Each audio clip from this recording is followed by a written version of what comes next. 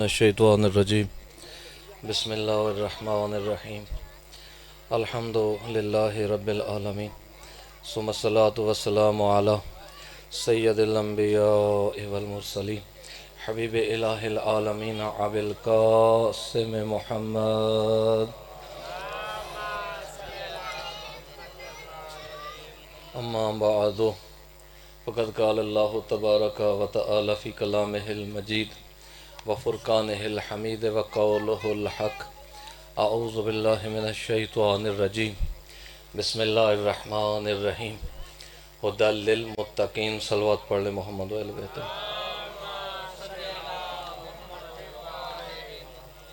انتہائی اختصار کے ساتھ خدا سب کی عبادت قبول فرمائے اور آپ کے گھروں میں برکتیں رحمتیں نازل فرمائے، اور عزاداران امام حسین جہاں جہاں بھی عزاداری کر رہے ہیں پروردگار سب کی عزاداری قبول فرمائے، اور امام برحق امام زمن علیہ السلام کے ظہور میں تعجیل فرمائے، اور کربلا والوں کی بیماری کے صدقے جتنے مومنین و مومنات بچے مریض ہیں سب کو شفائے کلی عطا فرمائے، لشکر اسلام کو پروردگار تقویت عطا فرما، فتح عطا فرما، امریکہ اسرائیل کو نیست و نابود فرما، جو ان کا ساتھ دے رہے ہیں اگر قابل ہدایت ہیں تو ہدایت نصیب فرما، اگر قابل ہدایت نہیں ہے تو ان کو بھی نیست و نابود فرما۔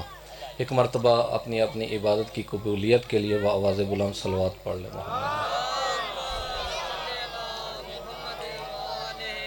کوئی لمبی چوڑی تقریر نہیں کرنی، صرف مجھے 20 منٹ دیے گئے ہیں اور امید ہے کہ آپ خلوص کے ساتھ سن لیں گے تو میری ذات کے لیے یہی کافی ہوگا۔ میں نے آپ کے سامنے قرآن کی بالکل المختصر چھوٹی سی ایک آیت جو سورہ بقرہ میں ہے وہ پڑھنے کا شرف حاصل کیا، جس میں اللہ رب العزت ارشاد فرما رہا ہے کہ پہلے تو یہ کہ کتاب میں کوئی شک نہیں، لا ریب فی، اس کتاب میں کوئی شک نہیں ہے، ٹھیک ہے۔ دوسری چیز جو اللہ رب العزت نے ارشاد فرمائی کہ ہدایت ہے متقی لوگوں کے لیے، ہر کسی کے لیے ہدایت نہیں ہے۔ میرے بھائیو، ہم حسینی اس وقت تک حسینی ہیں جب تک ہمارا کردار حسینی ہے، ٹھیک ہے نا؟ یعنی ہم حسینی ہیں کب تک؟ جب تک ہمارا کردار حسینی ہے۔ اگر ہمارا کردار حسینی نہیں ہے تو ہم حسینی بھی نہیں ہیں، ٹھیک ہے نا؟ پہلی چیز یہ ہے کہ ہدایت متقی لوگوں کے لیے ہے، ہر کسی کے لیے ہدایت نہیں ہے، ہر کسی کے لیے ہدایت نہیں ہے، متقی لوگوں کے لیے۔ متقی لوگ کون ہوتے ہیں؟ متقی لوگ وہ ہوتے ہیں کہ جن کی کچھ نشانیاں اس سے آگے لا ریب کتاب میں ذکر کی گئی ہیں، ٹھیک ہے نا؟ کچھ نشانیاں اس میں ذکر کی گئی ہیں۔ متقین کی پہلی نشانی جو قرآن نے بتائی ہے وہ یہ ہے کہ غائب پر ایمان رکھتا ہے۔ مومن غائب پر ایمان رکھتا ہے۔ ہدی للمتقین یعنی ہدایت متقی لوگوں کے لیے ہے، اور متقی کون ہے؟ ان میں پہلی نشانی جو ذکر کی گئی ہے وہ غائب پر ایمان رکھتا ہے۔ جس طرح کہ جنت غائب، فرشتے غائب، خدا غائب، امام زمن علیہ السلام غائب، یعنی غائب پر ایمان رکھنا، ٹھیک ہے۔ اچھا، دوسری نشانی جو ذکر کی گئی ہے اس کتاب لا ریب میں وہ یہ ہے کہ ہدی للمتقین الذین یؤمنون بالغیب ویقیمون الصلاۃ، دوسری نشانی نماز کو قائم کرنے والے۔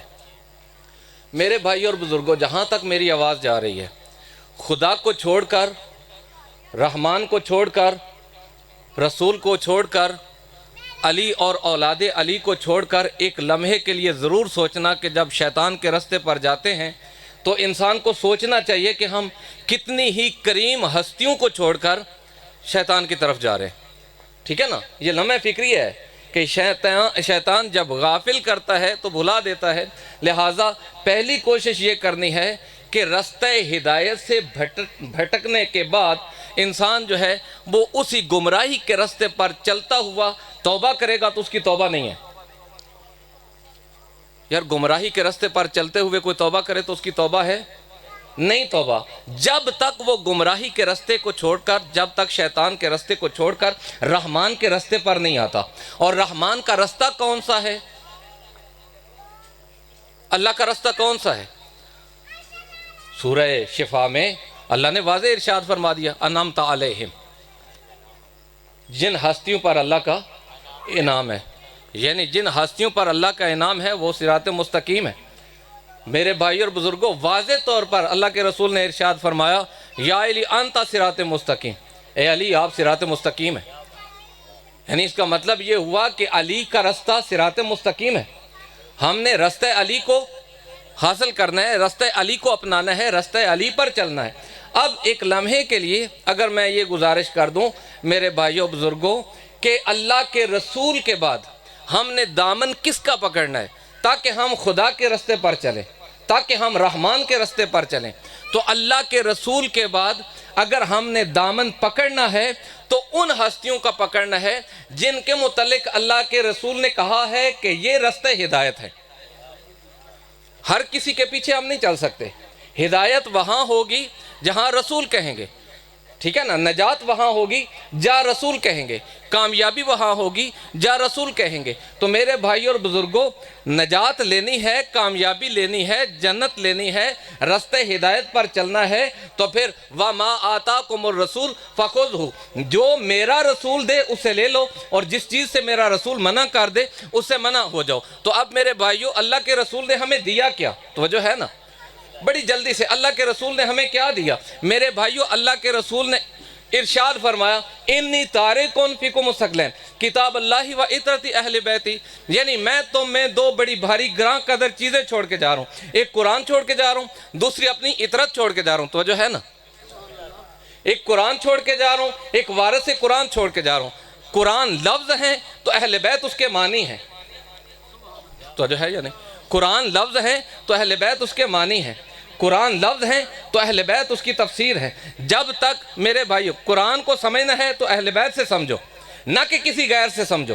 قرآن کو سمجھنا ہے اہل بیت سے سمجھو، اہل بیت کو سمجھنا ہے قرآن سے سمجھو، کوئی تیسرا دروازہ نہیں ہے قرآن اور اہل بیت کو سمجھنے کا۔ اور جب صحیح معنوں میں قرآن اور اہل بیت کو سمجھ جاؤ گے تو اس کا مطلب یہ ہے کہ اب تیسری چیز جو اسلام ہے وہ سمجھ میں آئے گا۔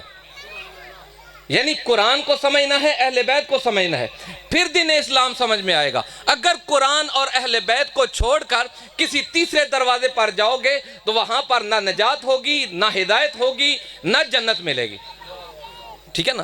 یعنی ہم نے کامیابی، قبر اپنی جانا ہے نا، ہم نے اپنی قبر میں جانا ہے، اپنے عمل کو ساتھ لے کے جانا ہے۔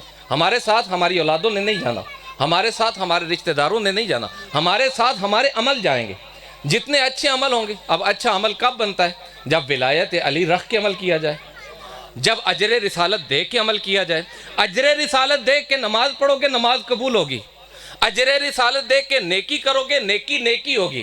اگر اجر رسالت نہ دے کے تم نماز پڑھو گے، حج کرو گے، زکوٰۃ کرو گے تو یہ سب ورزش ہے، کوئی نماز نہیں، کوئی روزہ نہیں۔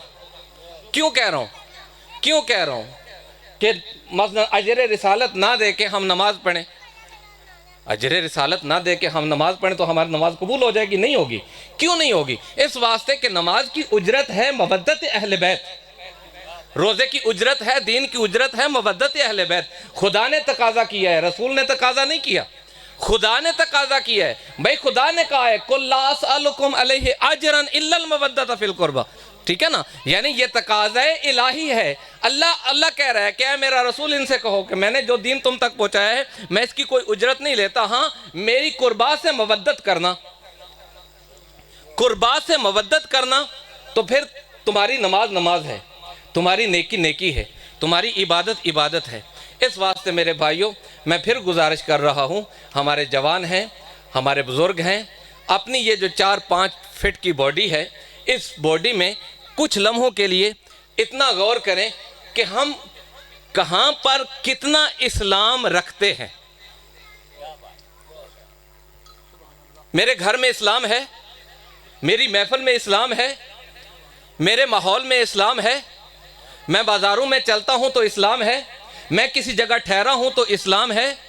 یعنی میں نے دیکھنا ہے کہ یہ جو میری باڈی ہے میں کہیں دور نہ جاؤں، اپنی باڈی کی طرف دیکھ لوں۔ یہ جو جسم اللہ نے بے پناہ نعمتوں کے ساتھ دیا ہے، اس جسم میں کہاں کہاں اسلام ہے۔ میری آنکھوں میں اسلام ہے، میری زبان میں اسلام ہے، میری سماعت میں اسلام ہے؟ یعنی یاد رکھیے گا کہ یہ جو نعمتیں اللہ نے عطا کی ہیں یہ بہت بڑی نعمتیں ہیں، لیکن میرے بھائی اور بزرگوں اگر ایک لمحے کے لیے اتنا غور کر لیں کہ اس باڈی میں اگر اسلام ہے تو واقعی کامیاب ہے انسان۔ 12 گھنٹے ہم سب نے گزار لیے، ان 12 گھنٹوں میں ایک لمحے کے لیے سوچیں کہ کتنا ٹائم ہے جو میں نے حسینی بن کے گزارا، کتنا ٹائم ہے جو میرا حسین کے رستے سے بھٹک کر گزرا، کتنا ٹائم ہے جو اللہ کے رستے پر گزرا، کتنا ٹائم ہے جو شیطان کے رستے پر گزرا۔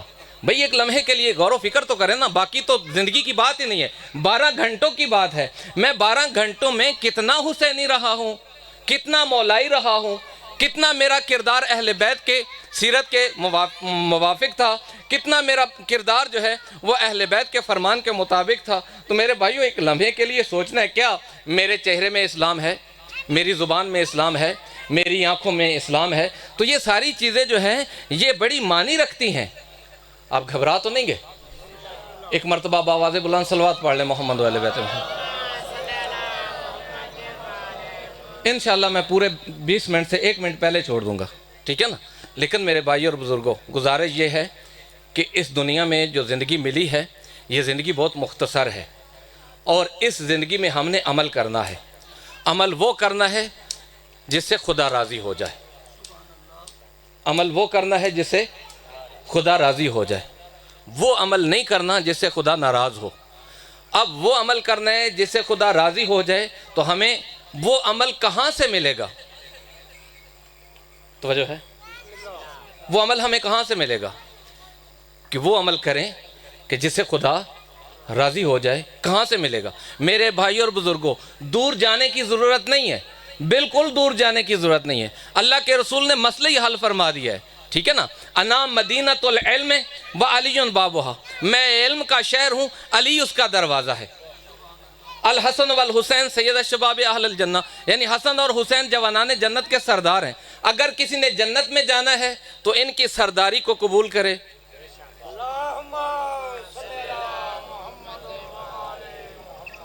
اور پھر یہ کون ہے جہاں سے ہمیں دین ملنا ہے؟ میں نے کہا نا کہ کسی اور جگہ سے دین نہیں مل سکتا، دین کسی اور جگہ سے نہیں مل سکتا۔ دین ملے گا تو ان سے ملے گا جو رسول جیسے ہیں، جن کی سیرت رسول کی سیرت ہے، جن کا کردار رسول کا کردار ہے، جن کی گفتار رسول کی گفتار ہے، جن کی صورت رسول کی صورت ہے، جن کا فیصلہ رسول کا فیصلہ ہے، جن کا علم رسول کا علم ہے، جن کا حلم رسول کا حلم ہے۔ یعنی جو کچھ لینا ہے ان سے لینا ہے جو رسول سے ہیں۔ رسول سے کون ہے؟ اللہ کے رسول نے 2 تعارف کرائے، ایک اللہ نے تعارف کرایا، ایک رسول نے تعارف کرایا۔ میں نے گزارش صرف وہ کرنی ہے جو رسول نے تعارف کرایا، جو اللہ نے تعارف کرایا وہ نہیں، جو رسول نے تعارف کرایا وہ کیا ہے؟ اللہ کے رسول جب چادر کسا کے نیچے بیٹھے تھے اور ہر شخصیت بیٹھی تھی تو اللہ کے رسول نے ارشاد فرمایا ہؤلاء اہل بیتی، یہ میری اہل بیت ہے، یہ میرے اہل بیت ہیں، وخاصتی، یہ میرے خاص ہیں، وحامتی، یہ میرے حامی ہیں، لحمہم لحمی۔ اگر آپ بیدار بیٹھے ہوئے ہیں تو لحمہم کہا کہ لحمہم ان کا گوشت میرا گوشت ہے، دمہم دمی ان کا خون میرا خون ہے۔ تو میرے بھائی اور بزرگوں اس کا مطلب یہ ہے کہ جن کا خون رسول کا خون ہے، جن کا گوشت رسول کا گوشت ہے، وہ رسول سے ہیں، رسول ان سے ہے۔ یہ میں اپنی طرف سے تو نہیں کہہ رہا ہوں، انہم منی وانا منہم، انہم منی یعنی یہ مجھ سے ہیں۔ کون رسول سے ہیں؟ یعنی علی رسول سے ہیں، یعنی فاطمہ رسول سے ہیں، یعنی حسن اور حسین رسول سے ہیں۔ میرے بھائیوں اللہ کے رسول نے کہا انہم منی، یعنی یہ مجھ سے ہیں، وَأَنَا مِنْهُمْ، میں ان سے ہوں۔ تو جو ہے یعنی میرے بھائیوں کامیابی کی ضمانت صرف یہ ہے کہ رسول کے بعد آل رسول کا دامن پکڑ لو، رسول کے بعد قرآن کا دامن پکڑ لو۔ یہ دونوں لازم الملزوم ہیں، یہ جدا نہیں ہوتے۔ قرآن اور اہل بیت آپس سے جدا نہیں ہوتے۔ قرآن اور اہل بیت، قرآن ورثہ ہے، اہل بیت وارث ہے، یہ آپس سے جدا نہیں ہوتے. بے شک ان کا سر نوک نیزہ پر ہو، یہ قرآن کی تلاوت کرتے ہیں، جدا نہیں ہوتے. میرے بھائیوں، میں نے صرف 2-3 جملے، اور میرے واجب الاحترام بیٹھے ہوئے ہیں، بس میں ان کو منبر دینے لگا ہوں. کوفہ کا بازار تھا، 12 محرم کا دن تھا. کوفہ کا بازار 12 محرم کا دن، اور کوفہ کے بازار میں امام سجاد کا قافلہ گزر رہا تھا. ہاں، اور جب کوفہ کے بازار میں گزر رہا تھا نا قافلہ، تو ایک عورت ہے جس کا نام ام حبیبہ ہے. ام حبیبہ کوفے میں بیٹھی ہوئی تھی. چند خواتین اس کے پاس آئیں. انہوں نے کہا کہ ہم نے سنا ہے کہ کچھ قافلے آئے ہیں، قیدی آ رہے ہیں، چلو ان کا استقبال کرتے ہیں. ام حبیبہ نے پتہ کیا کہا؟ ام حبیبہ نے کہا کہ نہیں، میں نے جس شہزادی سے قرآن پڑھا ہے نا، انہوں نے کہا ہے کہ کسی قیدی کا مذاق نہ بنانا، کسی قیدی کا مذاق نہ بنانا. یہ کہنا تھا تو ان خواتین نے کہا کہ نہیں، ہم کون سا بیر جا رہی ہیں، ہم اپنی مکان کے چھت پر جائیں گے اور قیدیوں کو دیکھ لیں گے. عزادارو چھت پر چلی گئی، چھت پر چلی گئی، دیکھنے لگی. دیکھتے ہی دیکھتے ایک بہت بڑا ہجوم تھا، ایک بہت بڑا کثیر تعداد میں ہجوم تھا، اور کچھ سر نوک نیزہ پر بلند تھے، اور کچھ قیدی آ رہے تھے. یہ دیکھتی رہی دیکھتی رہی. ایک سواری پر اس کو ایک خاتون نظر آئی. اس کی گود میں 4 سالہ بچی تھی. ہاں، میں نے پڑھ دیا، اس کی گود میں 4 سالہ بچی تھی. عزادارو ایک مرتبہ جب اس نے دیکھا تو بچی نے پانی کا سوال کیا. یہ اٹھی، جلدی سے ایک جام پانی کا لیا اور فوراً چلی گئی. بی بی کو پانی پیش کیا، بی بی نے پانی پیا. اب یہ بی بی زینب تو جانتی ہیں نا کہ یہ ام حبیبہ ہے جس نے میرے سے قرآن پڑھا ہے، لیکن ام حبیبہ نہیں جانتی. عزادارو ایک مرتبہ جب بی بی سکینہ نے پانی پیا تو اس نے کہا کہ میں اور تو کچھ نہیں، لیکن میں ایک گزارش کرنا چاہوں گی، ایک التماس کرنا چاہوں گی. میں دعا کرتی ہوں، آپ چھوٹی بچی ہو، آپ آمین کہنا. میں دعا کرتی ہوں، آپ آمین کہنا. انہوں نے کہا اچھا ٹھیک ہے، تم کرو دعا، میں آمین کہوں گی. تو ام حبیبہ کی جو پہلی دعا تھی نا، وہ یہ تھی کہ یا میرے پروردگار، جس طرح یہ بچی لاوارث ہوئی ہے نا، جس طرح یہ بچی بے وارث ہوئی ہے، اس طرح میری اولاد بے وارث نہ ہو جائے. اور دوسری دعا کیا تھی؟ عزادارو ایک مرتبہ ام حبیبہ نے کہا کہ مدینے میں نا میرا ایک شہزادہ ہے اور ایک شہزادی ہے، شہزادے کا نام حسین ہے، دعا کرو اللہ ان کی حفاظت کرے. ایک مرتبہ بی بی زینب سلام اللہ علیہا نے ندا دی اور کہا کہ آ کے میرے چہرے سے بالوں کو ہٹاؤ، اور دیکھو جس شہزادی کی حفاظت کی دعا تم کروا رہی ہو وہ زینب میں ہوں، اور جس حسین کا تم کہہ رہی ہو نا کہ دعا کرو خدا ان پر سلامتی کرے، وہ نوک نیزہ پہ بلند ہے، وہ حسین کا سر ہے، نوک نیزہ پہ بلند ہے، وہ عباس کا سر ہے، وہ محمد کا سر ہے. اللہ لعنت اللہ وسیع علم الذین ظلموا ایام انقلب.